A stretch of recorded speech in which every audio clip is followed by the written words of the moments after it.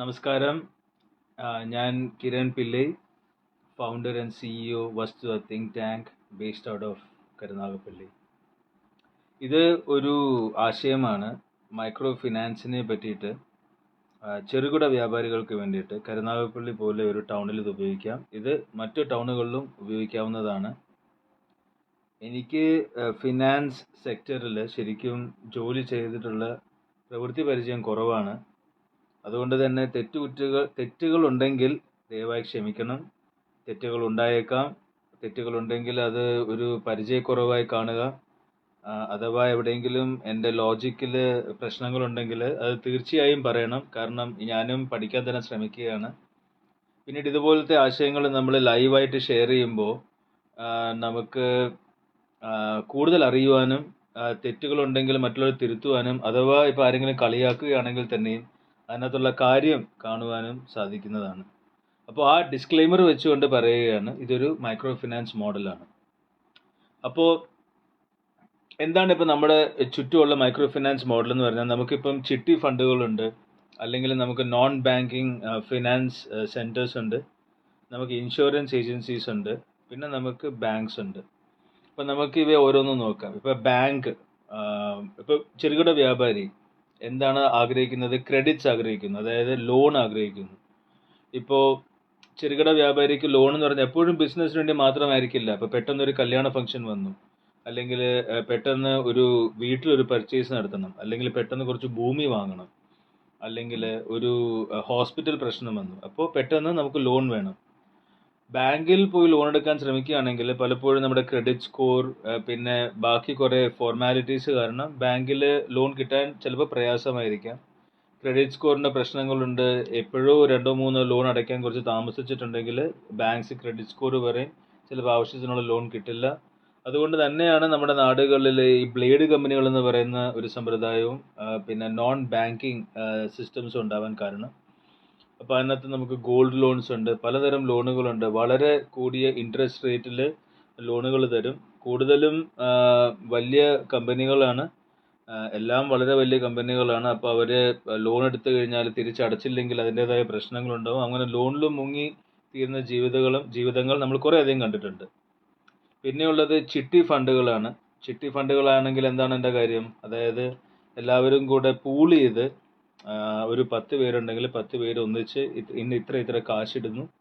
പിന്നീട് അവർ ചിട്ടി ജയിക്കുന്നു, ഏതാണ്ട് ഒരു നറുക്കിടുന്നത് പോലെ. അപ്പോൾ ചിട്ടി ജയിച്ചു കഴിഞ്ഞാൽ നിങ്ങൾക്ക് കിട്ടി, അതിനും ഒരു ഉറപ്പ് പലപ്പോഴും ഇല്ല. ഒരു പ്രാർത്ഥനയുടെ മുകളിലാണ് നമുക്ക് പണം കിട്ടുമോ ഇല്ലയോ എന്നുള്ള ഒരു അവസ്ഥ ഉണ്ടാകുന്നത്. അപ്പോൾ ഇതൊക്കെയാണ് നമ്മുടെ മുന്നിൽ കാണുന്ന പ്രശ്നം. അപ്പോൾ പെട്ടെന്ന് ഒരു ചെറുകിട വ്യാപാരിക്ക് എന്തെങ്കിലും വേണമെന്നുണ്ടെങ്കിൽ അവർക്ക് ലോൺ കിട്ടാൻ പ്രയാസം. ചെറുകിട വ്യാപാരികൾക്ക് ഒരു നാട്ടിൽ എന്താണ് അവരുടെ മുതൽക്കൂട്ട്, എന്താണ് അവരുടെ സ്ട്രെങ്ത് എന്ന് നോക്കാം.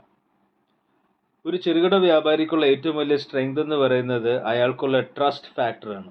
ട്രസ്റ്റ്, അതായത് ചിലപ്പോൾ 30 വർഷങ്ങളായി, 40 വർഷങ്ങളായി, തലമുറകളായി നടത്തി വരുന്ന ബിസിനസ്സുകളാണ് കൂടുതൽ ചെറുകിട വ്യാപാരങ്ങളാണ്. ഇപ്പം ബുക്ക് സ്റ്റോർ ആയിക്കോട്ടെ, അല്ലെങ്കിൽ പൂക്കട ആയിക്കോട്ടെ, അല്ലെങ്കിൽ ഓട്ടോമൊബൈലിൻ്റെ കടയായിക്കോട്ടെ, പല സ്വർണ്ണക്കടകളായിക്കോട്ടെ, പല ചെറുകിട വ്യാപാരികളും, തുണിക്കടകളായിക്കോട്ടെ, പല ചെറുകിട വ്യാപാരികളും വർഷങ്ങളായിട്ട് അവർ ബിസിനസ്സിലുള്ളതാണ്.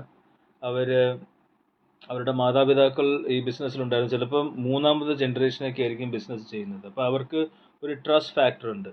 അവരുടെ കുടുംബത്തെ നമുക്കറിയാം. പല ചെറുകിട വ്യാപാരികൾക്കും പല കുടുംബങ്ങളെ അറിയാം. അപ്പം അവർ അങ്ങോട്ടും ഇങ്ങോട്ടും പരിചയമുണ്ട്. അന്നേരം ആ ട്രസ്റ്റ് ഫാക്ടർ നമുക്ക് യൂട്ടിലൈസ് ചെയ്യാൻ പറ്റുന്നതാണ്. അതും കരുനാഗപ്പള്ളി പോലൊരു സ്ഥലത്ത് നിൽക്കുകയാണെങ്കിൽ നമുക്ക് പല ചെറുകിട വ്യാപാരികൾക്കും അങ്ങോട്ടും ഇങ്ങോട്ടും അറിയുന്നതാണ്. അവർക്ക് നല്ല ട്രസ്റ്റ് ഫാക്ടർ ഉണ്ട്. അപ്പം അത് ഒന്നാമത്തെ കാര്യം ഉപയോഗിക്കാം. അപ്പോൾ അത് നമുക്ക് നമ്മുടെ കിറ്റിയിൽ വയ്ക്കാം, നമ്മുടെ ബാഗിൽ വയ്ക്കാം. രണ്ടാമത്തെ ഫാക്ടർ എന്താണ്? ഇപ്പോൾ UPI ട്രാൻസാക്ഷൻസ് കൂടുതൽ നടന്നു വരുന്നുണ്ട്. ഇപ്പം മിക്ക കടകളിലും കാശല്ല, UPI ആണ് എടുക്കുന്നത്. അപ്പോൾ UPI എടുക്കുന്നത് കൊണ്ട് ഒരു ഗുണം എന്താണ്? അതായത് നമുക്ക് നമ്മുടെ കടയിൽ എത്ര ബിസിനസ് വന്നു എന്നുള്ളതിന് വേണ്ടിയിട്ട് നമുക്ക് GST ഫയലിംഗ് ചെയ്യുന്നതിന് മുന്നായി തന്നെ, അതായത് GST ഫയലിംഗ് ഒക്കെ കാണിക്കുന്നതിന് മുൻപ് തന്നെ നമ്മുടെ UPI ട്രാൻസാക്ഷൻ ഹിസ്റ്ററി നമുക്ക് അവൈലബിൾ ആണ്. അപ്പോൾ ഇപ്പോൾ ഒരു ചായക്കട ആയിക്കോട്ടെ, ചായക്കടയിൽ ചായ കുടിക്കുന്ന ആളാണെങ്കിലും അയാളുടെ UPI ട്രാൻസാക്ഷൻ ഹിസ്റ്ററി ഉണ്ട്. അതുകൊണ്ട് തന്നെ നമുക്കറിയാൻ പറ്റും, ശരി ഇന്ന ദിവസം എനിക്ക് 1000 രൂപ, ഇന്ന ദിവസം എനിക്ക് 1500 രൂപ, ഇന്ന ദിവസം എനിക്ക് 3000 രൂപ. അപ്പോൾ ഫുൾ ഹിസ്റ്ററി നമ്മുടെ കയ്യിലുണ്ട്. അപ്പോൾ നമുക്ക് ശരിക്കും അറിയാം ഇയാൾക്ക് എത്ര ഇൻകം ഉണ്ട്, എത്ര റവന്യൂ ഉണ്ട്. മാത്രമല്ല നമുക്ക് ഔട്ട് ഗോയിങ് ഹിസ്റ്ററിയും, ഇപ്പോൾ UPI മാത്രം എടുക്കുകയാണെങ്കിൽ അയാളുടെ ട്രാൻസാക്ഷൻസ് മുഴുവൻ UPIയിലാണെങ്കിൽ ഔട്ട് ഗോയിങ്ങും ഇൻകമിങ്ങും ട്രാൻസാക്ഷൻ ഹിസ്റ്ററി മുഴുവൻ അവൈലബിൾ ആണ്. അപ്പം അത് നമ്മുടെ കയ്യിലിരിക്കട്ടെ. അപ്പോൾ എന്താ, ഈ രണ്ട് കാര്യങ്ങളായി. ഒന്ന്, നമുക്ക് ട്രസ്റ്റ് ഫാക്ടർ ഉണ്ട് ബിസിനസ്സുകളുടെ. പിന്നെ നമുക്ക് UPI ട്രാൻസാക്ഷൻ ഹിസ്റ്ററി ഉണ്ട്. അപ്പം നമുക്കറിയാം volume of money coming in and volume of money going out. ഈ രണ്ട് കാര്യങ്ങളായി. മൂന്നാമത്തേത്, നമുക്കെല്ലാവർക്കും പരിചയമുണ്ട്, കമ്മ്യൂണിറ്റി. അതായത് ഇപ്പോൾ നമ്മളിപ്പം കരുനാഗപ്പള്ളി മാർക്കറ്റ് എടുക്കുകയാണെങ്കിൽ എല്ലാവർക്കും അങ്ങോട്ടും ഇങ്ങോട്ടും പരസ്പരം അറിയാം. നമ്മൾ രാവിലെ മുതൽ വൈകുന്നേരം വരെ നമ്മൾ ഇവരെയൊക്കെ തന്നെയാണ് കാണുന്നത്. നമ്മൾ ആ സ്ട്രീറ്റിൽ പോകുമ്പോൾ നമുക്ക് മാർക്കറ്റിലുള്ള ഓരോ കടക്കാരെ അറിയാം. എല്ലാ കടക്കാർക്കും അങ്ങോട്ടും ഇങ്ങോട്ടും പരസ്പരം അറിയാം. എല്ലാവർക്കും അവരവരുടെ കഷ്ടപ്പാടുകൾ അറിയാം. ആരുടെ മകളുടെ കല്യാണമാണ് വരുന്നത്, ആർക്കാണ് ഹോസ്പിറ്റൽ ആവശ്യങ്ങളുള്ളത്, ആരുടെ മകനാണ് സ്കൂളിൽ അഡ്മിഷൻ തേടുന്നത്, ആരാണ് കോളേജിൽ പഠിക്കാൻ പോകുന്നത്, ആരുടെ മകനാണ് ഇപ്പോൾ സ്റ്റഡി അബ്രോഡ് എന്ന് പറഞ്ഞിട്ട് പുറത്തു പോകുന്നത്, ആരാണ് ലോണിൽ നിൽക്കുന്നത്. ഇത്തരം കാര്യങ്ങളൊക്കെ എല്ലാവർക്കും അറിയാം. അപ്പം കമ്മ്യൂണിറ്റി, അത് മൂന്നാമത്തെ ഫാക്ടർ. നാലാമത്തെ കാര്യം, എല്ലാവർക്കും മൊബൈൽ ഫോൺസ് ഉണ്ട്, എല്ലാവർക്കും സ്മാർട്ട് ഫോൺസ് ഉണ്ട്. ഏതാണ്ട് 90% ആൾക്കാർക്കും സ്മാർട്ട് ഫോൺസ് ഉണ്ടെന്ന് തന്നെ ഇരിക്കട്ടെ. ഇല്ലെങ്കിൽ തന്നെ സ്മാർട്ട് ഫോൺ വാങ്ങാവുന്നതാണ്. എല്ലാവർക്കും നല്ല ഇൻ്റർനെറ്റ് കണക്ഷൻസ് ഉണ്ട്. അപ്പോൾ നമുക്ക് സ്മാർട്ട് ഫോൺസ് ഉപയോഗിക്കാം. അപ്പം ഈ 4 കാര്യങ്ങളാണ് നമ്മളുള്ളത്. ഒന്ന് ട്രസ്റ്റ്, രണ്ടാമത്തേത് UPI ട്രാൻസാക്ഷൻ ഹിസ്റ്ററി, മൂന്നാമത്തേത് the community, sense of community, പിന്നെ നാലാമത്തേത് നമ്മളീ പറഞ്ഞതുപോലെ, ഞാൻ ശരിക്കും മറന്നു, but you get the point. അങ്ങനെ ഒരു 4 സ്മാർട്ട് ഫോൺസ്. അപ്പോൾ community, trust, smart phones and UPI transactions, ഈ 4 കാര്യങ്ങളാണുള്ളത്. അപ്പം നമ്മളിനി എന്താണ് നമ്മൾ പ്രസൻറ്റ് ചെയ്യുന്ന ഐഡിയ? ക്രെഡിറ്റ് ആണ് നമ്മുടെ പ്രശ്നം, അതായത് ലോൺസ്.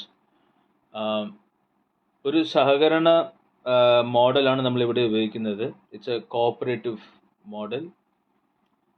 ഇപ്പം ഒരു നാട്ടിലെ കച്ചവടക്കാരുണ്ടെങ്കിൽ അവർക്ക് ഡിജിറ്റലായിട്ട്, ഇഫ് ദേ ഹാവ് ഒരു ആപ്ലിക്കേഷൻ ഉണ്ടെങ്കിൽ അവർക്ക് ഡിജിറ്റലായിട്ട് ഒരു ആപ്ലിക്കേഷൻ ഉണ്ടാക്കാം. അതിനകത്ത് എല്ലാവർക്കും ചേരാം, ഒരു സഹകരണ മോഡൽ പോലെ.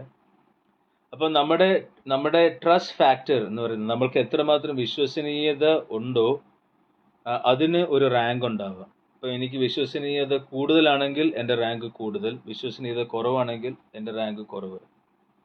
പിന്നെ എൻ്റെ UPI ട്രാൻസാക്ഷൻ ഹിസ്റ്ററി വെച്ചിട്ട് 2 കാര്യങ്ങളുണ്ട്. ദ നമ്പർ ഓഫ് ട്രാൻസാക്ഷൻ, എത്ര ട്രാൻസാക്ഷൻസ് നടന്നു, വരവ് അകത്തേക്ക് പുറത്തേക്ക് എത്ര ട്രാൻസാക്ഷൻ നടന്നു. പിന്നീട് വോള്യൂം ഓഫ് ഇൻഡിവിജ്വൽ ട്രാൻസാക്ഷൻസ്, അല്ലെങ്കിൽ വോള്യൂം ഓഫ് ആവറേജ് ട്രാൻസാക്ഷൻ. ഒരു ആവറേജ് എടുക്കുമ്പോൾ നമ്മുടെ ട്രാൻസാക്ഷൻ്റെ സൈസ് എത്രയാണ്. അപ്പോൾ 3 കാര്യങ്ങളാണ് നമ്മളിവിടെ റാങ്കിങ്ങിന് എടുക്കുന്നത്. വിശ്വസനീയതയ്ക്ക് വേണ്ടിയിട്ട് എത്ര വിശ്വസനീയതയുണ്ട്, എത്ര ട്രാൻസാക്ഷൻസ് അയാളുടെ UPIയിൽ നടക്കുന്നുണ്ട്, അയാളുടെ ട്രാൻസാക്ഷൻ്റെ ഒരു ആവറേജ് വാല്യൂ എത്രയാണ്. ഈ 3 കാര്യങ്ങൾ വെച്ച് നമുക്കൊരു റാങ്ക് ഉണ്ടാക്കാം. അപ്പം ഒരു മാർക്കറ്റിൽ 100 പേരുണ്ടെങ്കിൽ ഇങ്ങനെ 100 റാങ്ക് ഉണ്ട്. ഇവരെല്ലാവരും കൂടെ ഒരു സഹകരണത്തിലേക്ക് കയറുന്നതാണ്. അവരെല്ലാവരും ഒരു ആപ്പിലുണ്ടാവും. ബേസിക്കലി അതൊരു ആപ്പാണ്. എന്നിട്ട് ഇവരെല്ലാവരും കാശിടുന്നു ഈ ആപ്പിലേക്ക്. നമ്മുടെ ചിട്ടി ഫണ്ട് പോലെ, അല്ലെങ്കിൽ നമ്മുടെ ഒരു സഹകരണ സിസ്റ്റം പോലെ തന്നെ എല്ലാവരും അതിലേക്ക് ഒരു നിശ്ചിത എമൗണ്ട് ഇടുന്നു. നിങ്ങൾക്ക് ആവശ്യമുണ്ടെങ്കിൽ കൂടുതൽ എമൗണ്ട് ഇടാം, അല്ലെങ്കിൽ നിങ്ങൾക്ക് കുറച്ച് എമൗണ്ട് ഇടാം. അങ്ങനെ നിങ്ങൾ എമൗണ്ട് ഇടുന്നു. നിങ്ങൾ ഇടുന്ന എമൗണ്ട് അനുസരിച്ച് നിങ്ങൾക്കൊരു റാങ്കിങ് ഉണ്ടാവാം.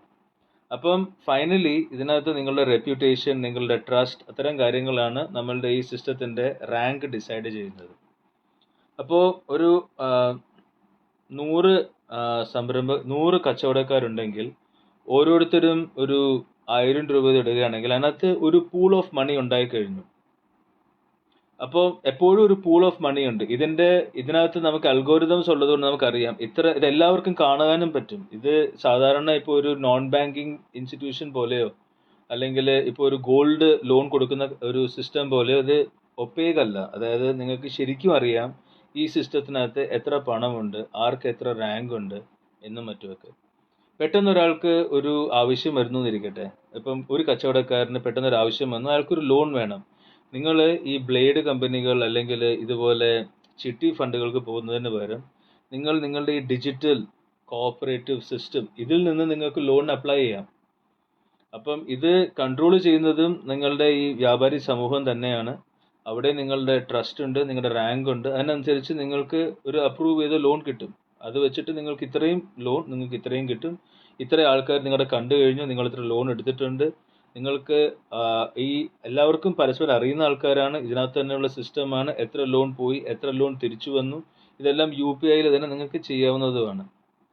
മാത്രമല്ല എന്തൊക്കെ ട്രാൻസാക്ഷൻസ് നടന്നിട്ടുണ്ടോ ഈ സഹകരണ സിസ്റ്റത്തിനകത്ത്, എന്തൊക്കെ ട്രാൻസാക്ഷൻസ് നടന്നിട്ടുണ്ടോ, എത്ര കാശ് വന്നിട്ടുണ്ടോ, എത്ര കാശ് പോയിട്ടുണ്ടോ, ആരൊക്കെ ലോൺ കൊടുത്തു, ആർക്കൊക്കെ ലോൺ തിരിച്ചെടുത്തു, നിങ്ങൾക്ക് എത്ര ഇൻട്രസ്റ്റ് റേറ്റ്സ് നിങ്ങൾ ഡിസൈഡ് ചെയ്തു. നിങ്ങൾ ബേസിക്കലി ഒരു കോഓപ്പറേറ്റീവ് സിസ്റ്റമായി തന്നെ വർക്ക് ചെയ്യുകയാണ്. നിങ്ങൾ തന്നെ മണി പൂളിങ് ചെയ്യുന്നു, നിങ്ങൾ മണി പൂൾ ഔട്ട് ചെയ്യുന്നു. പിന്നീട് ഇതിനകത്തും നിങ്ങൾക്ക് നിങ്ങളുടേതായ റൂൾസ് വെക്കാം. എങ്ങനെ നിങ്ങൾക്ക് ബാങ്കിങ് വെക്കാം, ട്രസ്റ്റ് കൂടുതലാണെങ്കിൽ നിങ്ങൾ എത്ര ഇൻട്രസ്റ്റ് റേറ്റ് വയ്ക്കും, ട്രസ്റ്റ് കുറവാണെങ്കിൽ നിങ്ങൾ അതിനെ എങ്ങനെ പീനലൈസ് ചെയ്യും. അപ്പം ഒരു വിധത്തിൽ പറഞ്ഞാൽ ഇപ്പം ഇപ്പം നിങ്ങൾക്ക് കരുനാഗപ്പള്ളിയിൽ നമുക്കിപ്പോൾ അനേകം മാർക്കറ്റുകളുണ്ട്. ഇപ്പം നമുക്ക് കരുനാഗപ്പള്ളി മാർക്കറ്റ് ഉണ്ട്, പുതിയകാവ് മാർക്കറ്റ് ഉണ്ട്, തഴവ മാർക്കറ്റ് ഉണ്ട്, അല്ലെങ്കിൽ നിങ്ങൾക്ക് ചവറ മാർക്കറ്റ് ഉണ്ട്, വള്ളിക്കാവ് മാർക്കറ്റ് ഉണ്ട്. ഇങ്ങനെ പലതരം മാർക്കറ്റ് ഉണ്ട്. ഓരോ മാർക്കറ്റിനും നിങ്ങൾക്ക് ഓരോ ഡിജിറ്റൽ കോഓപ്പറേറ്റീവ്സ് ഉണ്ടാക്കാം. നിങ്ങൾക്ക് എല്ലാവർക്കും കൂടെ ചേർന്ന് ഫുൾ കരുനാഗപ്പള്ളി താലൂക്കിലെ എല്ലാ കച്ചവടക്കാർക്കും കൂടെ ചേർന്ന് ഒരു ഡിജിറ്റൽ കോഓപ്പറേറ്റീവ് ഉണ്ടാക്കാം.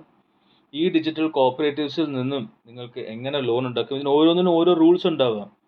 അപ്പം ഇതൊരു സിസ്റ്റമാറ്റിക് അനാർക്കി എന്നാണ് പറയുന്നത്. അതായത് ഇത് ആരും മുകളിൽ നിന്ന് നിങ്ങൾക്ക് നിയമം പറയുന്നില്ല. നമ്മൾ കുറച്ച് ഗൈഡ് ലൈൻസ് പറയുന്നു. അതായത് ട്രസ്റ്റ് ഉണ്ട്, നിങ്ങൾ എത്ര ഇൻവെസ്റ്റ്മെന്റിനകത്ത് ചെയ്യുന്നു, അതനുസരിച്ചാണ് നിങ്ങളുടെ കാര്യങ്ങൾ. പിന്നീട് ഇപ്പം ഒരു വാട്സാപ്പ് ഗ്രൂപ്പിലാണെങ്കിൽ തന്നെയും അഡ്മിൻസ് ഉണ്ട്. അതുപോലെ തന്നെ ഇതിനും അഡ്മിൻസ് ആവാം. അപ്പം ഇതൊരു decentralised community run micro credit micro finance പ്ലാറ്റ്ഫോമാണ്. ഇതിലൂടെ നമുക്ക് ഇപ്പം ഞാനിപ്പോൾ ഒരാൾക്ക് കടം കൊടുക്കുകയാണ്, ഞാനിപ്പോൾ ഒരാൾക്ക് ഒരു 1000 രൂപ കൊടുത്തു കഴിഞ്ഞാൽ അത് അയാളും ഞാനും മാത്രമേ അറിയുന്നുള്ളൂ. പക്ഷെ ഇത്തരം ഒരു ട്രസ്റ്റ് ഉണ്ടെങ്കിൽ നമുക്ക് എല്ലാവരും ഇതിൽ അറിയുന്നതാണ്. ഇതിൽ നിന്ന് എടുക്കുമ്പോഴത്തേക്കും അതിൻ്റെതായ ട്രാൻസ്പെറൻസി ഉണ്ട്. അഥവാ ആർക്കെങ്കിലും തിരിച്ചടയ്ക്കാനോ അല്ലെങ്കിൽ എന്തെങ്കിലും പ്രയാസങ്ങളുണ്ടെങ്കിൽ അത് നമുക്ക് അറിയുന്നതാണ്. അപ്പോൾ ഇത്തരത്തിലുള്ള digital micro finance cooperative systems നിങ്ങൾ ഉണ്ടാക്കി കഴിഞ്ഞാൽ ഇന്നത്തെ ഡിജിറ്റൽ ടെക്നോളജി ഉപയോഗിച്ച് ഒരു മൈക്രോ ക്രെഡിറ്റ് അല്ലെങ്കിൽ ഒരു മൈക്രോ ഫിനാൻസ്, ഒരു ചെറിയ ലോൺ എടുക്കാൻ കുറച്ചും കൂടെ ഫലപ്രദമായിട്ടുള്ളൊരു സിസ്റ്റമാണ്. ഇതിനകത്ത് ചിലപ്പോൾ ഞാൻ പല കാര്യങ്ങളും കണ്ടിട്ടുണ്ടാവില്ല. അഥവാ നിങ്ങൾ ആരെങ്കിലും മൈക്രോ ഫിനാൻസിൽ വർക്ക് ചെയ്യുന്നവരാണെങ്കിൽ എനിക്ക് എന്തെങ്കിലും തെറ്റ് പറ്റിയിട്ടുണ്ടെങ്കിൽ ദയവായി തിരുത്തുക. ചിലപ്പം ഈ ഐഡിയ വളരെ ഐഡിയലിസ്റ്റിക് ആയി തോന്നിയേക്കാം. അതായത് ഈ ഐഡിയ വളരെ സുന്ദരമായി തോന്നിയേക്കാം. അതായത് പക്ഷേ ഇത് നടക്കുമോ എന്നുള്ള ചോദ്യങ്ങളുണ്ടാവാം. തീർച്ചയായും ഇതിനകത്ത് എന്തെങ്കിലും പാളിച്ചകളുണ്ടെങ്കിൽ കമൻസിലിടുക. ഇതിനകത്തുള്ള ഡിസ്കഷൻ ഉണ്ടാവാം. അപ്പോൾ താങ്ക് യു വെരി മച്ച് ഇതുവരെ കേട്ടതിന്. Very very happy to share these ideas with you. ഞാൻ Kiran S Pillai, founder and CEO Vasthutha think tank Karunagappally. Thank U.